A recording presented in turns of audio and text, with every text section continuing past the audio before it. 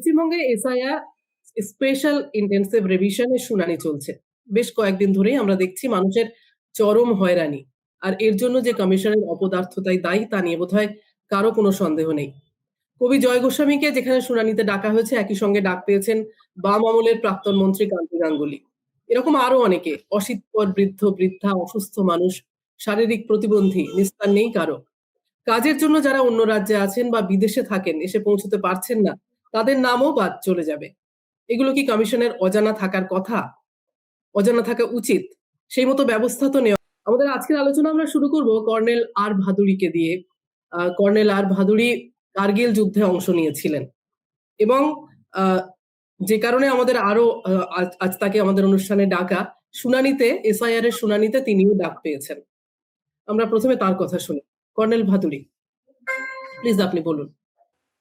হ্যাঁ, মানে আমার সিচুয়েশনটা যে পার্টিকুলারলি ইউনিক তা নয়, কারণ আমার হিসেবে আমি আরো অন্যান্য অনেক বাঙালি অফিসারকে চিনি যাদের এরকম এসআইআর এ ডাক পড়েছে, কারণ আমাদের 2002 লিস্টে নাম নেই। আমি কাশ্মীরে পোস্টেড ছিলাম 2002। আমার স্ত্রীও আমার সঙ্গেই ছিল ওইখানে। আমার মেয়ের 5 বছর বয়স ছিল, আমার ছেলে তখন জন্মায়ওনি। ঠিক আছে, তো 2002 এসআইআর হয়েছে সে আমরা জানিও না, আর যাই হোক আমাদের নাম হয়নি। আবার অন্য কেউ আসামে পোস্টেড ছিল, কেউ অন্য জায়গায় পোস্টেড ছিল, এটসেট্রা এটসেট্রা। এখন বিষয়টা হচ্ছে যে একটা কনফিউজিং সিচুয়েশন। এটা কি অনলি রাইট টু ভোট? তো যদি অনলি রাইট টু ভোট হয়, তাহলে রাইট টু ভোটের তো শুধু সিটিজেনদের কাছে রাইট টু ভোট আছে। তো যদি একটা ভোটার নিজের আইডেন্টিটি, নিজের সবকিছু দিয়েছে, আমি শুধু আমি যে আর্মিতে ছিলাম তা না, আমার বাবা ওয়ার ভেটারান 65-71 এফওস অফিসার, আমার দাদু second world war army veteran, আমি তো থার্ড জেনারেশন।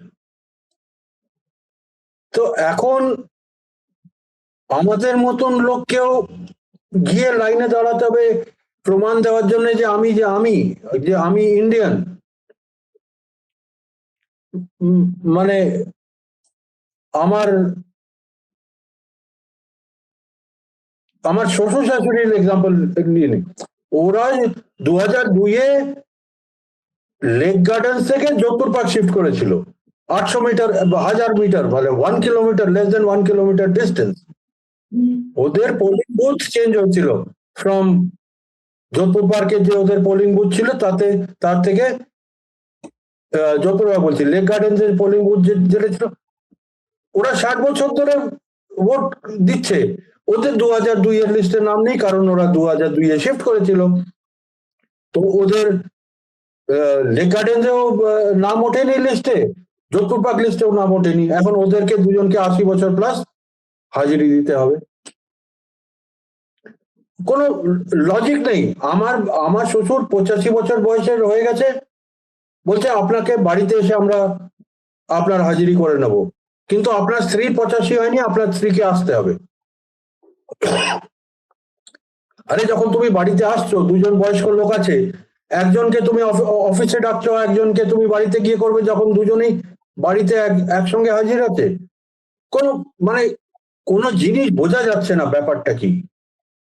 এখন যদি আমার নাম লিস্টে আছে, আর এই লিস্টে আধার নাম্বারও নেওয়া হয়েছে, আধার নাম্বার লিঙ্ক আছে প্যানের সাথে, প্যান লিঙ্ক আছে আমার পেনশনের সাথে, এটা তো একটা সিম্পল অফিসে বসে কম্পিউটারের উপরে ভেরিফিকেশন দরকার যে এই লোকটা যে ইনফরমেশন দিয়েছে এর ব্যাকগ্রাউন্ড কি। ব্যাকগ্রাউন্ড তো ইনস্ট্যান্টলি চেক হবে, ইনস্ট্যান্টলি চেক হয়ে এস্টাবলিশ হবে যে এ তো আর্মি অফিসার রিটায়ার্ড।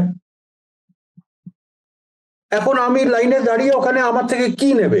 আমার থেকে বলছে আপনি আপনার পিপিও পেনশন পেমেন্টের যে ডকুমেন্ট, আপনি ওটা নিয়ে যাবেন, ওটাতেই আপনার আইডেন্টিটি হয়ে যাবে। খুব ভালো কথা, তো এই পিপিওটা তো আমার আধার কার্ডের থ্রু দিয়ে, প্যানের থ্রু দিয়ে এস্টাবলিশ করে নেওয়া যেত।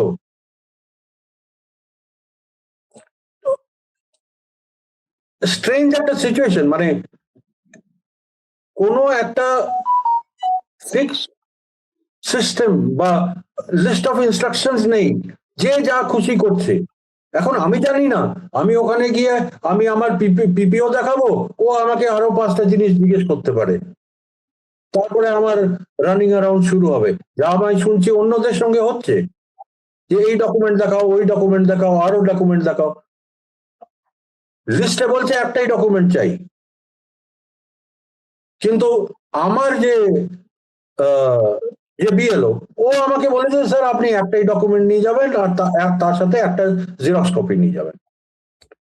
আমার বোন, যার যার অন্য মানে অ্যাডজেসেন্ট ওয়ার্ডে, তার বিএলও আমার বোনকে বলেছে আপনি মিনিমাম 2 কিংবা 3টে ডকুমেন্ট নিয়ে যাবেন, আর সবকটা ডকুমেন্টের 2 করে জেরক্স কপি নিয়ে যাবেন। মানে দুজন বিএলওরই মধ্যে যে ইনফরমেশন যে ভোটারকে দিচ্ছে বা যে যাচ্ছে, সেটাই সেম না। তো কে কন্ট্রোল করছে? where are the instructions coming from? কেউ জানে না।